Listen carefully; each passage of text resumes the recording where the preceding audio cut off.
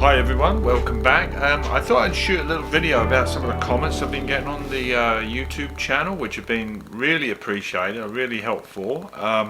As I've always said, I'm no expert, just a enthusiast, I guess. I've had these cars for some years, you know, this kind of model, the 108s mainly. But I love the input that you guys are giving. Just wanted to go over a few points and fill you in if you haven't read any of the comments, you know, just give you an idea of what's been said, and it's been really helpful actually. So let's get started. Okay, if you've been following my breakdown of the 109, as you can see, I've dug right into it to access various parts. I found it once you get all the bits out of the way, it's actually, you know, pretty straightforward, lot better access obviously, and then it gives you obviously the opportunity to inspect bushings and hoses and what have you. As I've said in previous videos, I'm going to replace all of the oil cooler hoses, all the water hoses, all that transmission cooling lines, anything that would perish over the years it's been sitting out and being used. And automatically I thought I should replace the AC hoses, but the gentleman Merkmad, I think he's called on YouTube, has given me not only this point but various points to cover. The red AC hoses, these guys, I'll come in closer for you.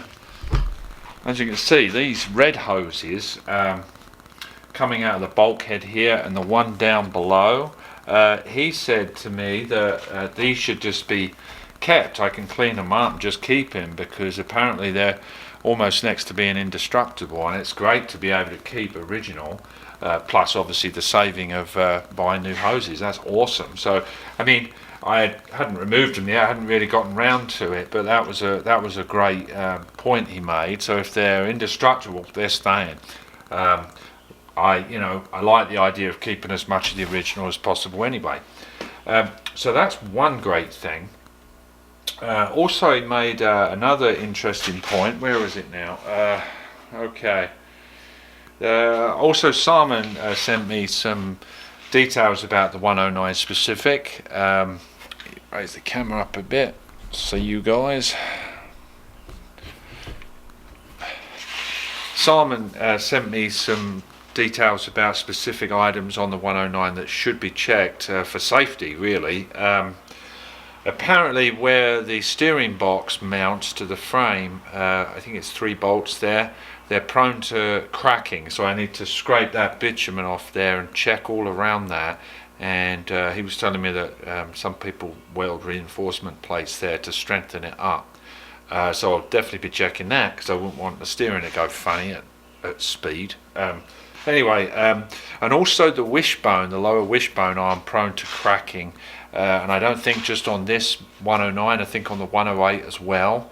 I may have told you a story about when I was in Southern California. I flew down to Long Beach actually to look at a 108 back in 2001, I think it was. And I'll make this as short as possible, but anyway, I flew in and the car turned out, it was okay, but it really wasn't worth the money the guy was asking. So I thought while I was down there I would just see if I could find something else, you know. So those of you who are familiar with Los Angeles, I'm not familiar with it at all down there. So I was in Long Beach, and so I found a little cafe somewhere and went through the paper and the trader magazines, and I found one in Santa Barbara. Now, for those of you who know the area, that's fine, but I didn't know it was Santa Barbara. It sounded kind of LA-ish, so I phoned up and the guy said, oh yeah, you'll be here in 40 minutes from Long Beach. So I get in my rental car and I'm driving. I think I went through Oxnard, was it? And I'm getting pissed because I stopped for a Starbucks coffee somewhere, and I said, where's frickin' Santa Barbara? He said it's still another 45 minutes. So it was 100 miles one way to see this car. And I'm rattling on a bit, but I think it's a fun story. But anyway, so I get to Santa Barbara, and this guy told me he'd rebuilt the engine to this 108 4.5. So I was kind of excited. I thought, well, you know, it might be worth the trip.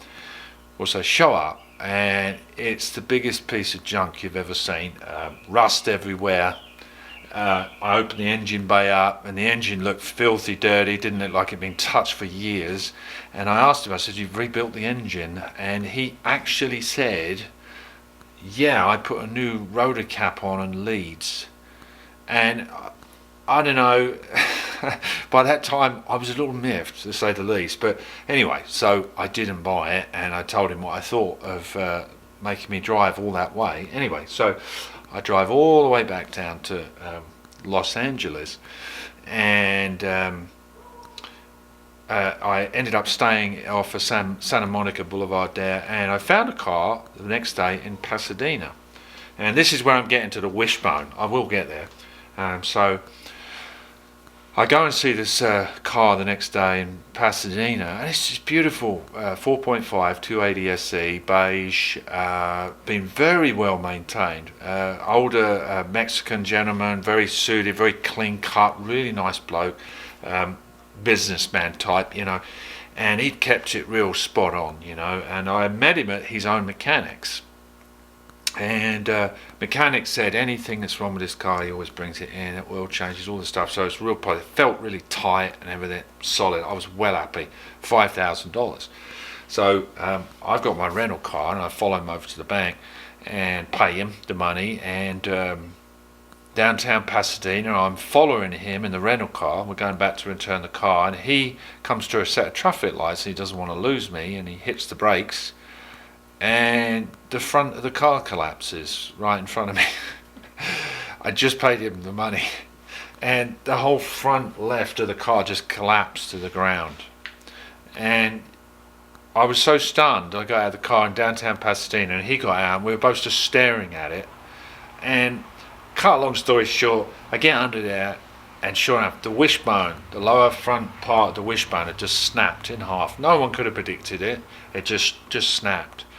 And so what I'm getting at, those little zerk fittings and those grease points, you really need to make sure that you're on top of that, because this sort of thing that gets neglected. So I'm always doing that on my 108. So I'm checking them, clean the area, pump in some grease there, because you don't want that happening. And I was kind of lucky it happened in Pasadena and not on I-5 driving back up to Northern California at 70 mile an hour. So anyway, so that's a little side note there. So check that. Also the bumper support, Merc was telling me that reason it's probably dented is people jack them up on those bumper support beams there and dent them, you know, because it's not heavy, really particularly heavy gauge metal. So I'm either going to put a new one of those on or repair that one, because I don't know that I want to start cutting it off the main frame and all that sort of stuff. I'll see anyway. What else? Let's see now. A couple of other things. First of all, the Hirschman aerial that I have found under the wheel arch back here. I haven't obviously tested it yet, but Simon said they're completely rebuildable, which is great. Also, I think again, Mad recommended that I retorque the heads, and I'll definitely do that. Apparently they need retorquing every 50,000 miles or so, and he's seen it to the point where the I guess bolts or nuts under there could even get finger tight loose, you know. So I'll be definitely taking those cam covers off and checking that. I'll do that when I do all the valve, checking the valve clearances and all that good stuff. I'm not going to be touching in there.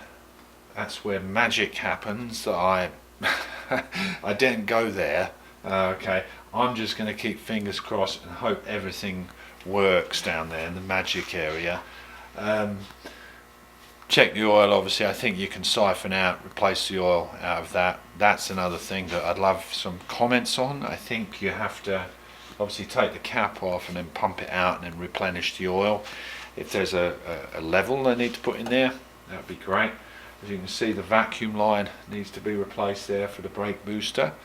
But it's difficult to kind of get a game plan together. I'm just hitting certain areas, and then now I've exposed this bulkhead, I'll probably start working on that bulkhead to start exposing the areas ready for welding. and get all the essentially the front repaired that I need to, and then I can, you know, switch gears, change it up a little bit, get my painting and prep done, all the rust repairs inside the engine bay, get it all painted, and at that stage I can start putting things back in the engine bay and get this tank running. I saw Mark's video, and don't forget Young Timers Garage, Mark, who's got essentially the sister car to this from the Forest, his mean looking grey 6.3. He got it fired up, which is awesome, and he's got various other little details to finesse, you know, but it sounded kind of mean actually. It was kind of cool. Yeah, as far as rust control, I was talking to a friend of mine who does a lot, used to do a lot of body work, and obviously when you're repairing rust, you want to make sure that obviously the area is clean and free of rust, you know, and treated. Because I was thinking, you know, you go putting a seal back in, there's bare metal and everything behind there, and who's to stop rust coming back again? So what they used to do, I think they used a weld through primer first of all, so they spray and treat the area, weld it in there, get all their business done, and they would use that we used to call it in England wax oil, and they would pump it into the members and everything. It's like a little nozzle and it sprays an oily substance. It's not like that bitumen stuff, it's kind of stays pliable, and from my understanding they used to use that on the treatment of tools and stuff on North Sea oil rigs to stop the tools rusting. So I'm sure that's pretty good stuff. But Merkmad was also telling me about like a Rhino bed liner to use to simulate the textured finish. Etch primer the bare metal, then some of that Rhino stuff to build up, and then you can recoat it whatever colour, so when you look under the wheel arches and the rockers, it all looks in keeping and like factory. There is a company called Wirtz, I think is the name, that does a product that Mercedes almost exactly like it, but it's very expensive. So anyway, we're a long way off from that. What else? I think also what I was thinking of doing throughout this whole project is doing a little series and covering the costs of all this. Right now I haven't really paid anything. You know, obviously I bought the car, and all this bar I've got is just me tearing into it. Now obviously if you had this in a mechanic shop, you'd be having a pretty bill already, you know, because it takes a fair amount of time, but the whole point of this is to, you know, have fun and learn on the way, and I'm having a right laugh doing it, and it's all pretty been straightforward really. You just got to be very careful and take your time, and you're learning as you go, and as I've said, the comments have been really helpful. So what I thought I'd do, I'd kind of keep track of my expenditures. Tomorrow I'm going to pick up the radiator that I've had pressure tested and boiled and cleaned and everything and checked for any problems. He said it's great, it's in great shape, which is awesome, and he's boiled it and cleaned it all out, re-welded a little area thing where it wasn't sitting properly. That's $140. So I may give him the fuel tank to do that treatment inside, clean it out. I was going to clean it out on the inside. I shot the video on the outside. Obviously the inside needs taken care of, and he puts this stuff in there that coats it, and it just won't rust again. So I'll probably have him do that. So I'm just going to keep a running log of all the costs. You know, it's obviously on the 109 there are some significant costs that are different to the 108, namely the suspension parts. Fingers crossed that the valves are okay on this. Once I've been under there several times, and it's all cleaned off under there. Those valves look particularly clean. It's almost as though they had been serviced at one point not too long before it was parked, because they're a lot cleaner than anything surrounding them. And also we were able to operate the car and raise it and lower it, so they are working, but the bags are obviously shot. And as you know, I found one bag in the trunk of this car, which is a bonus. So the bags can be expensive.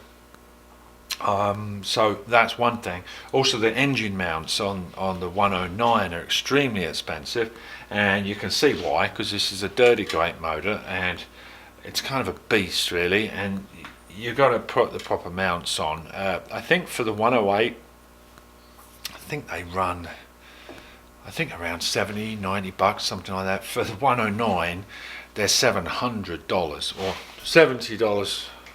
Don't tell them this is, no, they're $700 for the engine mounts, and obviously that's what you got to put on there. You can't skimp on stuff like that. But because I'm doing all the work myself, and that's obviously saving a ton of money and getting enjoyment out of it, and knowing that it's done right, and while I'm in there doing other things that maybe a mechanic wouldn't have done. He'll just do the job asked of him and put it all back. So anyway, I've rattled on enough. I hope you enjoyed this little video. I'll just check in like this every now and then, and probably review the comments, you know, because I really appreciate them. They're awesome, and hope to see you again, and see you on the Facebook groups, Maintenance and Mercedes Rescue, and I will see you next time. Thanks a lot for watching, guys. Take care.